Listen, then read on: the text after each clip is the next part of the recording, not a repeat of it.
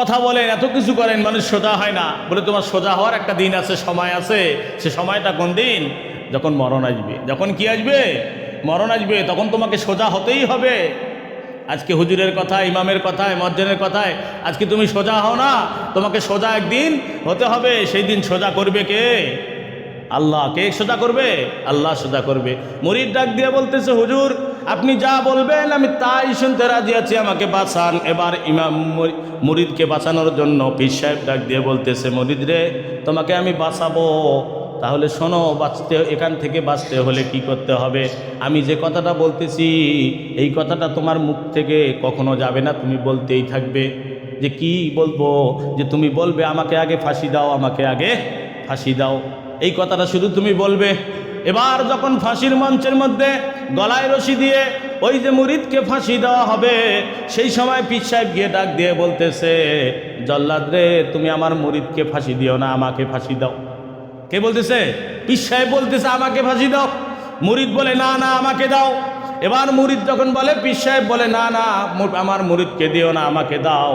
এরকম কথোপকথন কাটাকাটি যখন হচ্ছে, এবার রাজার কানের মধ্যে যখন আওয়াজ চলে গেছে, রাজা ডাক দিয়ে বলতেছে, কি ব্যাপার, খবর কি দেখি? অবশ্যই কোনো রহস্য, এখানে কোনো রহস্য আছে।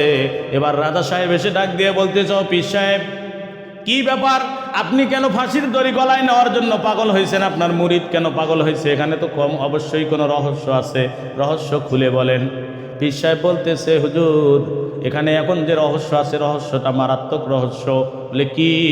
এই ফাঁসির দড়ি যে ব্যক্তি গলায় নিবে, আমি দেখলাম ওই ব্যক্তিটা মরতে দেরি, জান্নাতে যাইতে দেরি হবে না। রাজা ডাক দিয়ে বলতেছে, এই জল্লাদ পীরকে সারাও, মুরিদকে সারাও, আমি রাজা আছি, আমার গলায় রশি লাগাও। কার গলায়? আমার গলায় রশি লাগাও। তাহলে পীর সাহেবও বাঁচলো, মুরিদও, পীর সাহেবও বাঁচলো, মুরিদও বাঁচি গেল, গলার ধরি গেল কার? রাজার। কেন? ইনসাফ না থাকার কারণে। কি না থাকার কারণে? ইনসাফ না থাকার কারণে। আজকে ইনসাফ ছাড়া কাজ যদি আমরা দুনিয়ায় করি ভাই, তাহলে দেখা যাচ্ছে আমরা দুনিয়াও শান্তি পাবো না, মৃত্যুর পরেও আমরা শান্তি পাবো না। কেননা এই ইনসাফ, বিবেক, এই বুদ্ধি, জ্ঞান, আকল যে জিনিসটাকে আমরা বলি, একটা জিনিসই ইনসাফ, এই জিনিসটারই কিন্তু আমাদের হিসাব হবে। যাদেরকে আল্লাহ পাক রব্বুল আলামিন জ্ঞান, বুদ্ধি, ব্রেন, ইনসাফ দিয়েছেন, ওই ব্যক্তিটারই হিসাব হবে, ওই ব্যক্তিটার সেদিন হিসাব হবে। কিন্তু যাদেরকে আল্লাহ পাক রব্বুল আলামিন বিবেক, জ্ঞান, বুদ্ধি দেন নাই, তাদের কোনো হিসাব হবে না। কেননা পাগলের কোনো হিসাব হবে না। আল্লাহ পাক রব্বুল আলামিন বলছে, ওকে তো আমি ভালোকে ভালো, মন্দকে মন্দ বোঝার মতো জ্ঞান দেই নাই, বোঝার জ্ঞান আমি দিয়েছিলাম না, দেই নাই তাকে, এই জন্য তার কোনো হিসাবও নাই, তাকে বিনা হিসাবের মধ্যে জান্নাতে দেওয়া হবে। কিন্তু যাদেরকে আল্লাহ পাক রব্বুল আলামিন বিবেক দিয়েছেন, জ্ঞান দিয়েছেন, এই ইনসাফ নামক জিনিসটা যাদেরকে দিয়েছেন, এই জিনিসটা যারা দুনিয়ায় জীবিত থাকা অবস্থায় করবে না, আপনার জীবনের প্রথম শুরু থেকে আপনি শেষ পর্যন্ত তাকিয়ে দেখেন যে আপনি যেখানেই ইনসাফ মতো কাজ করবেন সেখানেই আপনি শান্তি পাবেন। ইনসাফ ছাড়া আপনি যেখানেই কাজ করতে যাবেন সেখানে আপনার শান্তি আল্লাহ পাক রব্বুল আলামিন তুলে নিবে। কি বলেন, ঠিক না? ঠিক তুলে নিবে। আল্লাহ রসুল বলেছে, সলাতুল মিফতাহুল জান্নাহ, নামাজ হবে জান্নাতের চাবি। এই নামাজ যে জান্নাতের চাবি আমরা সকলেই জানি, সকলেই বুঝি, কিন্তু মনটাকে বুঝাইতে পারি না যে আসলেই জান্নাতের চাবি। একজন ব্যক্তি ডাক দিয়ে বলতেছে, হুজুর, ইমাম সাহেবকে ডাক দিয়ে বলতেছে, ইমাম সাহেব নামাজ যদি জান্নাতের চাবি হয়, আমরা তো নামাজ পড়ি, সপ্তাহে একদিন হলেও নামাজ পড়ি, সপ্তাহে একদিন হলেও নামাজ পড়ি, তাহলে আমরা কি নামাজি নই? এখন কি হয়? এখন তো বেনামাজিও কওয়া যাবে না। কি বেনামাজি বলা যাবে? সপ্তাহে একদিন হলে তো নামাজ পড়ে। বলতেছে, হুজুর আমি তো সপ্তাহে একদিন করে নামাজ পড়ি, তা আমরা কি নামাজি নই? নামাজের কাতারে কি দাঁড়াবো না?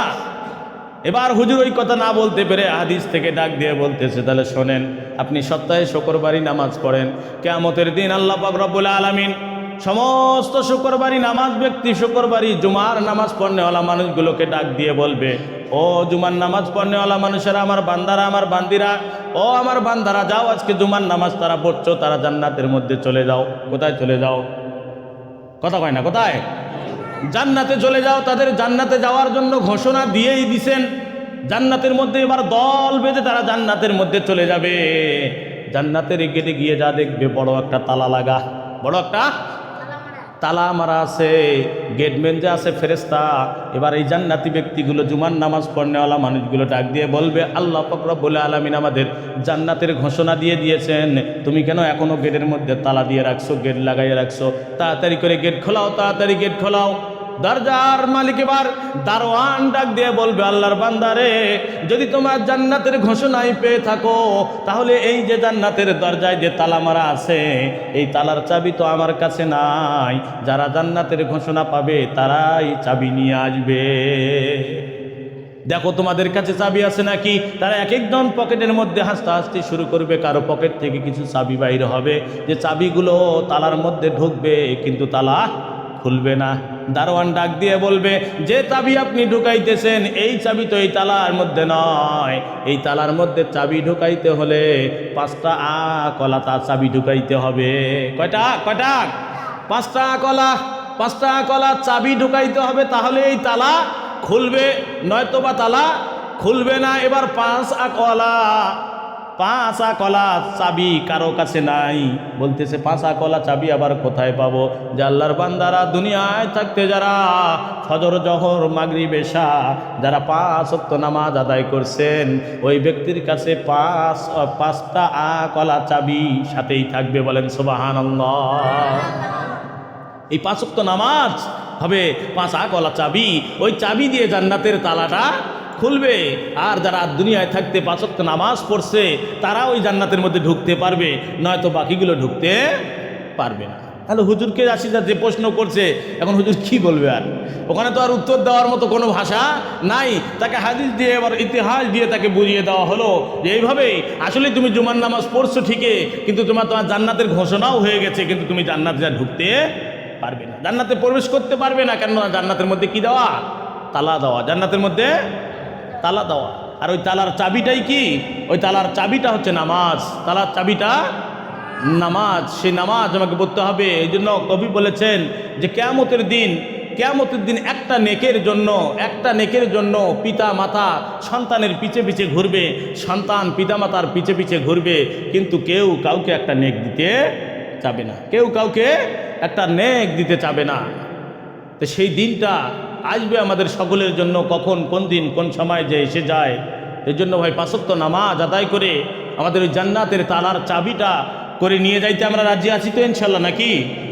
5 ওয়াক্ত নামাজ আমাদেরকে আদায় করতে হবে।